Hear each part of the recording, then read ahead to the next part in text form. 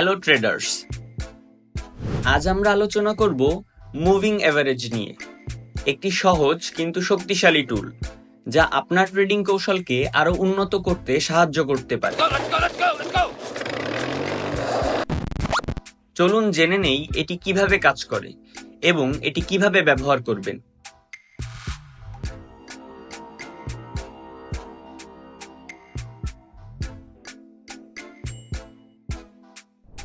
What is moving average? Moving average কি? Moving average হলো একটি টুল যা নির্দিষ্ট সময়ের মধ্যে দামগুলোর গড় হিসাব করে। এটি ছোটখাটো মূল্য পরিবর্তনের নয়েজ কমিয়ে আপনাকে ট্রেন্ড শনাক্ত করতে সাহায্য করে। Types of moving averages. Moving এভারেজের ধরনগুলো: সিম্পল মুভিং এভারেজ অথবা SMA। এটি নির্দিষ্ট সময়ে দামগুলোর গড় নেয় এবং সব ডেটা পয়েন্টকে সমান গুরুত্ব দেয়। এক্সপোনেনশিয়াল মুভিং এভারেজ অথবা EMA। এটি সাম্প্রতিক দামের উপর বেশি গুরুত্ব দেয়, তাই এটি বাজার পরিবর্তনে দ্রুত প্রতিক্রিয়া জানায়। Length of simple moving average. সাধারণ মুভিং এভারেজের দৈর্ঘ্য। মুভিং এভারেজের লেন্থ নির্বাচন করুন। স্বল্পমেয়াদী মুভিং এভারেজ। এটি স্ক্যালপিং বা ডে ট্রেডিং এর জন্য আদর্শ। এটি রিসেন্ট প্রাইস ট্রেন্ডস অনুসরণ করে। দীর্ঘমেয়াদী মুভিং এভারেজ। এটি ওভারঅল ট্রেন্ডের দিক এবং ইম্পর্ট্যান্ট সাপোর্ট বা রেজিস্ট্যান্স লেভেলস শনাক্ত করতে সাহায্য করে। How to use moving averages. Moving average ব্যবহার করার উপায়।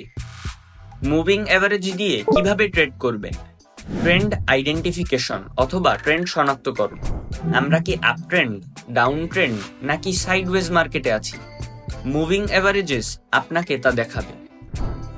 এন্ট্রি এবং এক্সিট সিগন্যালস। প্রাইস ক্রসওভার্স বা মুভিং এভারেজেস এর মধ্যে ক্রসওভার্স দেখে ট্রেডে এন্ট্রি বা এক্সিট সিগন্যাল পাওয়া যায়। উদাহরণ: যদি short term moving average long term moving এভারেজের উপরে যায়, এটি আপ ট্রেন্ডের ইঙ্গিত হতে পারে। নিচে গেলে ডাউন ট্রেন্ডের সম্ভাবনা। স্লোপস আপওয়ার্ড মুভিং এভারেজেসের ইঙ্গিত দেয়, আর down trend slopes down trend নির্দেশ করে। Use moving averages with other tools. Moving average অন্যান্য টুলের সাথে ব্যবহার করুন। মুভিং এভারেজ আরও কার্যকর হয় যখন এটি অন্যান্য টুলসের সাথে মিলিয়ে ব্যবহার করা হয়। RSI, MACD বা স্টকাস্টিক অসকিলেটর ট্রেন্ডের অ্যাকুরেসি নিশ্চিত করে।